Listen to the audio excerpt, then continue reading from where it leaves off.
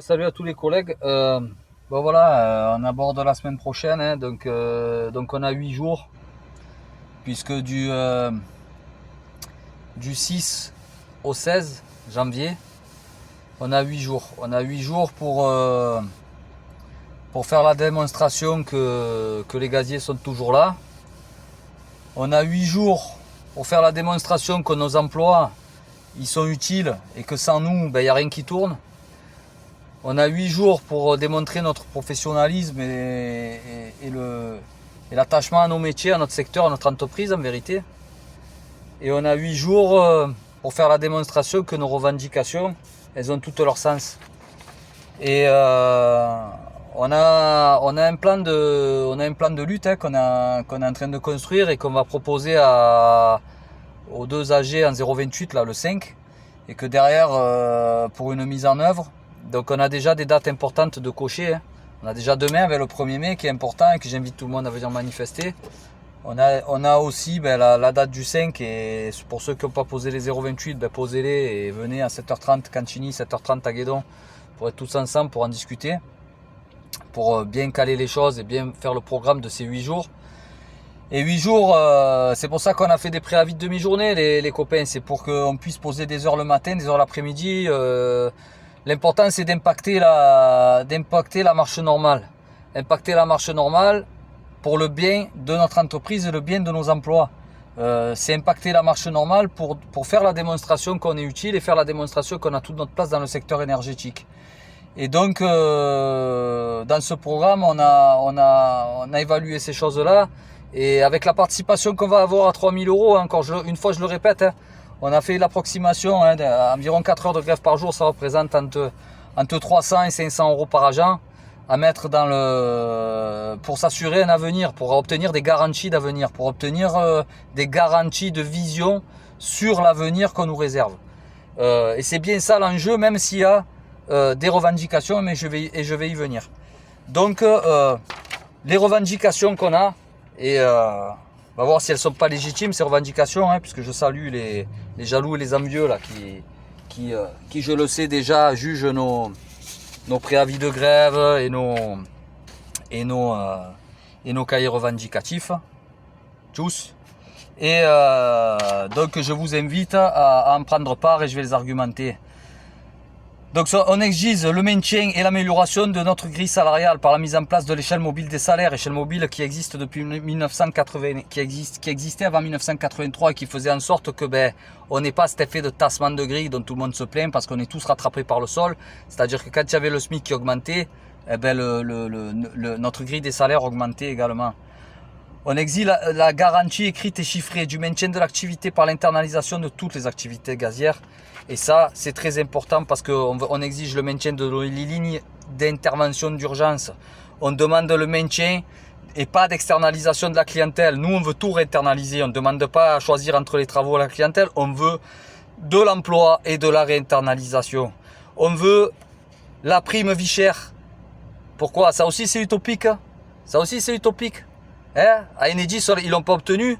Les agents qui montent pas l'astreinte à Enedis, ils se sont vus octroyer une prime vie chère à Marseille de 100 €. L'accord, il a été signé par la CGT le mois dernier.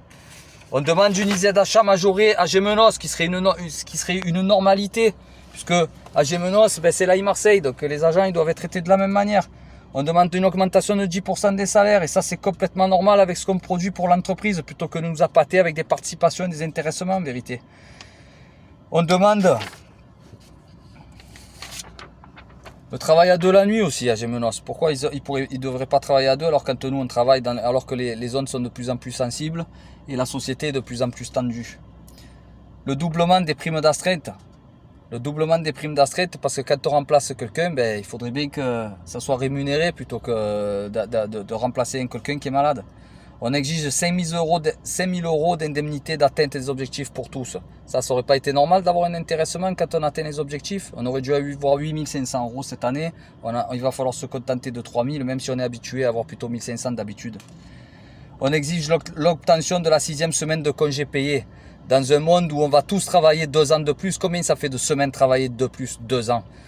Combien ça fait de semaines ça? Ça doit faire une quarantaine de semaines qu'on nous a volées en 2023 pour enrichir toujours les mêmes, nous faire travailler plus longtemps pour soi-disant enrichir toujours les mêmes, et en plus ça n'a rien résolu parce qu'on nous parle toujours de la dette et c'est toujours la même histoire. Donc c'est une foutaise ces histoires, d'accord? Donc c'est pour ça qu'on demande une 6e semaine de congé payé, parce qu'on nous met 2 ans dans la vue, bientôt on ne saura même plus si on y arrive à la retraite. Donc nous c'est maintenant qu'on veut vivre des bons moments avec nos enfants, avec nos familles, avec nos potes, et partager des moments tant qu'on est jeune et pas quand on sera sur notre lit de mort à la retraite en vérité. Donc voilà pourquoi on a toutes ces revendications. Et il y en a encore bien d'autres, je pense, qui vont arriver par les 0,28, puisque il y a aussi la situation du management à Guédon qui est une grosse problématique, et donc on l'a porté d'ailleurs dans la bilatérale avec la direction dont je sors tout à l'heure. Donc je vous demande d'être nombreux et nombreuses dans cette lutte de 8 jours pour qu'on fasse la démonstration. Donc il y a les dates importantes, je le répète, le 5, le 6, le premier jour de grève reconductible. On va évaluer, on va faire des actions tout au long de la semaine, on va faire des moments fraternels tout au long de ces 8 jours. Et on a un point d'orgue. Le point d'orgue, c'est le 13 mai, parce que on va aller rencontrer le préfet des Bouches-du-Rhône avec les copains de la centrale de Gardanne pour faire en sorte de démontrer à quel point l'avenir du gaz, il a un avenir. Il a vraiment sa place dans le mix énergétique, et nos métiers, ils ont tout l'avenir qu'ils doivent mériter et respecter.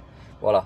Donc comme les directions, de toute façon, ils vont pas le faire, et tous ceux qui rigolent des cahiers revendicatifs de la CGT, voilà, dans des petits bureaux où ils regardent juste leur nombril, plutôt que regarder un peu des perspectives d'avenir, que je resalue d'ailleurs, hein.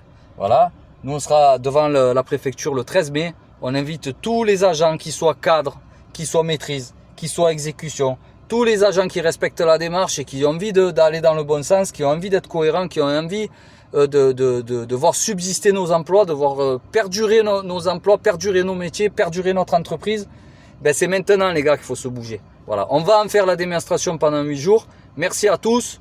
Et puis, on se voit lundi et demain sur les barricades en haut du Clamon Bleu. On y sera. Ciao, bise.